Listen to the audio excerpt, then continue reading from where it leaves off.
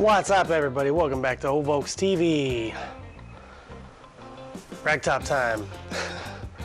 I wanted to show you guys how to install this Safari window today, but I am just not happy with the way that this seal came out, so I ordered another one from Jeremy, so that's gonna have to wait.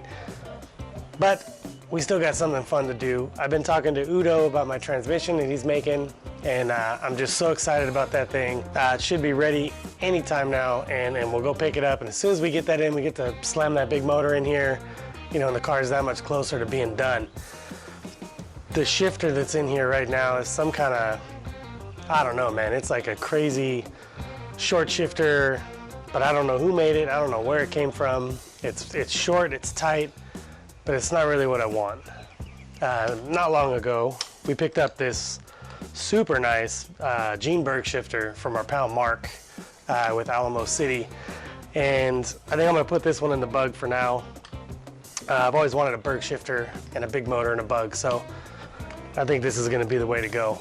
So today we put the shifter in the bug, we'll take that other one out, see if we can figure out where the heck it came from or what it is. I can't tell, it doesn't look like an MP1 or anything, so I'll put a picture in here, you guys can tell me what you think it is in the comments. Come on, let's get to work. First thing we gotta do, get that old shifter out of there. Like I said, I have no idea what kind of shifter this is. Ted had put this in there, I guess back in the, early 80s maybe. He did all the wood grain, you know, we got a wood grain e-brake handle and some of the knobs and this crazy Superior steering wheel. So he did a bunch of, you know, kind of go fasty upgrades. He had a full VDO gauge kit in there, but he couldn't find it.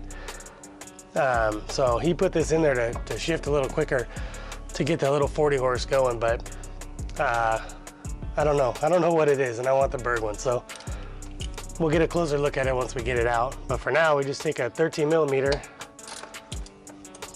see if we can get these loose. Everything has been pretty good so far on this car. There we go. See? When they're stored inside, it's nice. Stuff comes apart like it should. Well, that one wasn't even tight. Having a hard time.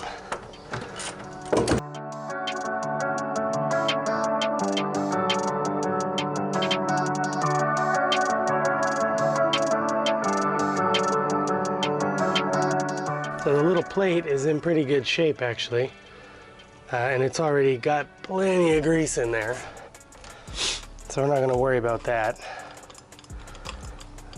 I'm going to replace the bolts with the ones that came with it, or with this shifter, just in case they're different. And then the little, I guess it's a quick shifter kit.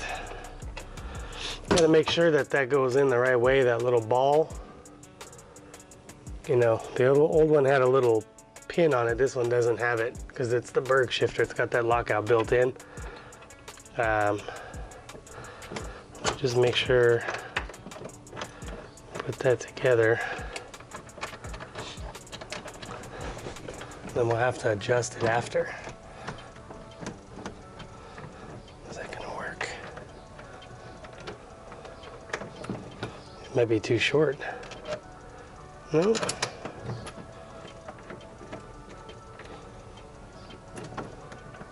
we go.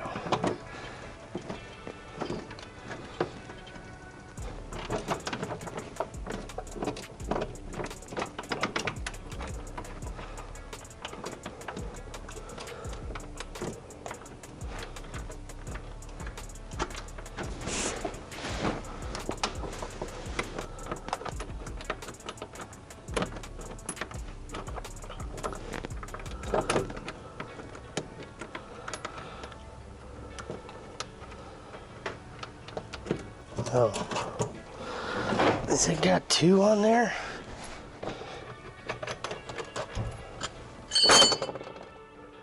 Well, you can't run two of those. I didn't realize that had two of those in there. It's only going to work with one. Probably be long enough now.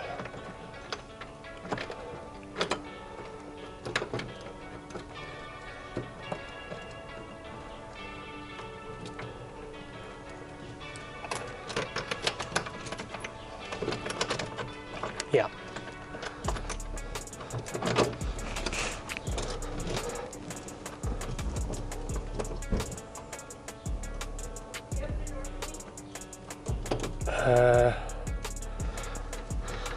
All right.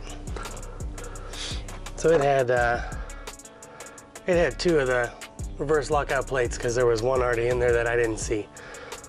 We don't need that. That's the old one. That's the old stuff. Now we got this thing bolted in. I'm gonna bolt it loosely.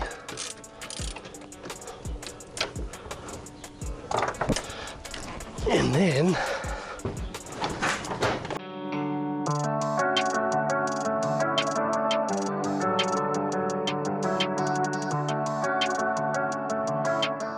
so you want to make sure you can hit a forward gear and a backwards gear. There's one, there's two, there's three, and there's four.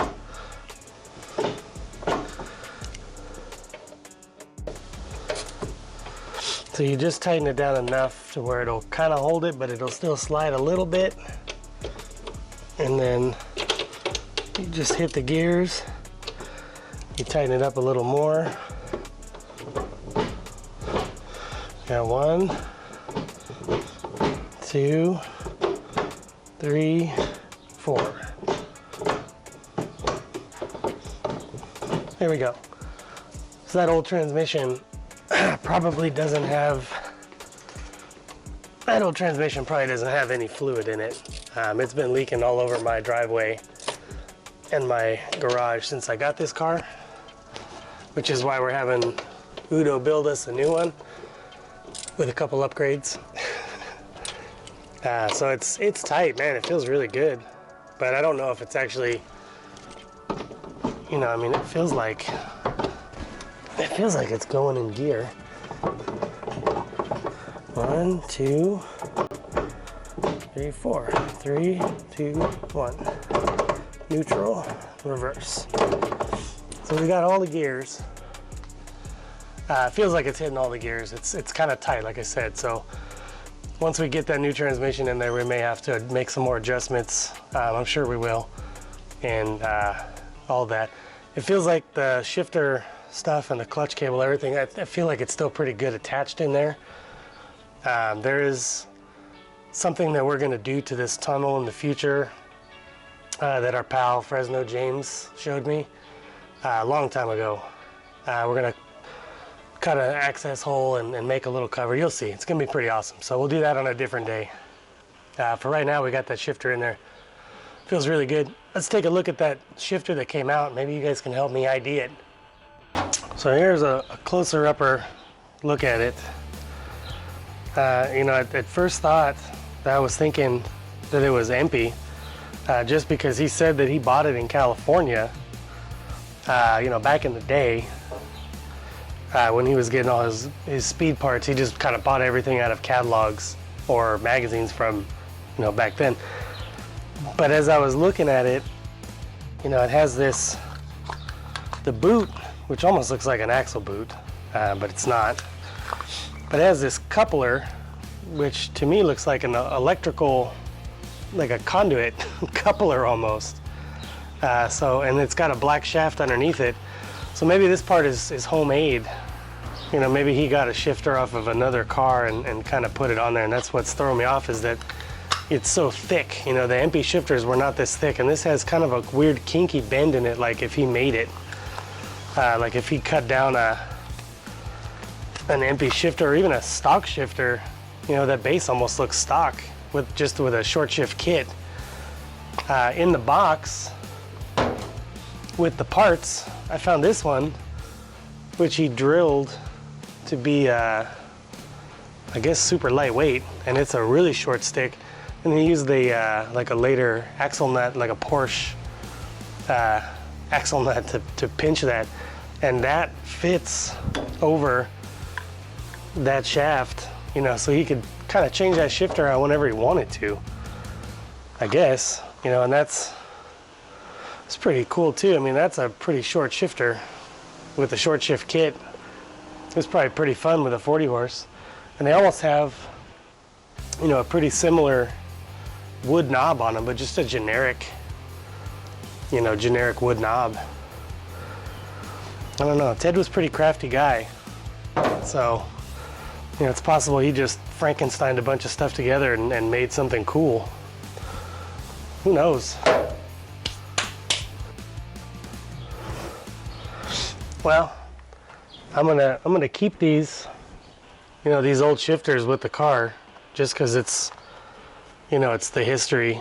You know, it's something that the previous guy did. You know, back in the days of hot rodding bugs, back in the 80s, like the heyday. That's the last time this car was on the road, was like 87, 86 or 87. So, you know, up until he pushed it into the barn, he was driving it all the time and having a good old time.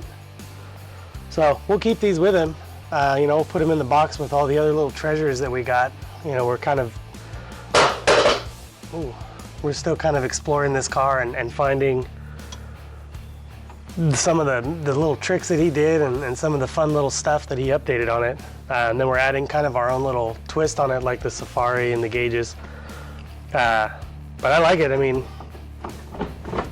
Gene Berg shifter, I've never had one. And it feels pretty good. So I guess when we get that transmission, we'll find out, you know, how tight that really is with those close gears and stuff. And then that motor's getting ready to get torn apart and taken off the paint. And that'll go in. We got a wire harness to put in. Got to finish up the front end. We got a Mitchie beam up there. We got to put the drop spindles and the brakes on. I got all new brake lines and all that stuff that we're still working on that.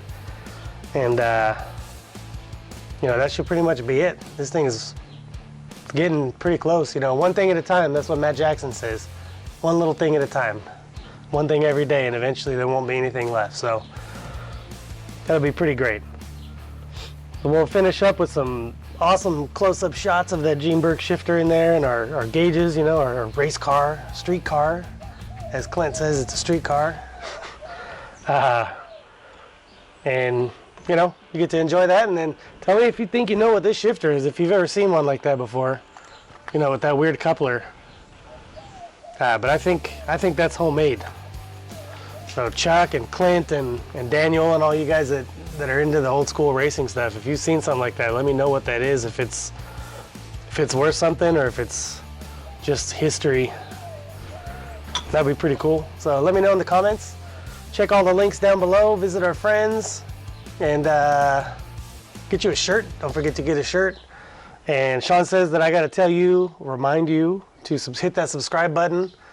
We really appreciate that. You know, we like hearing from everybody. We like seeing where everybody's from, and you guys are all our friends and our family, so it's pretty great. Hit that subscribe button so you can always get these new videos whenever they come out. And thanks for watching.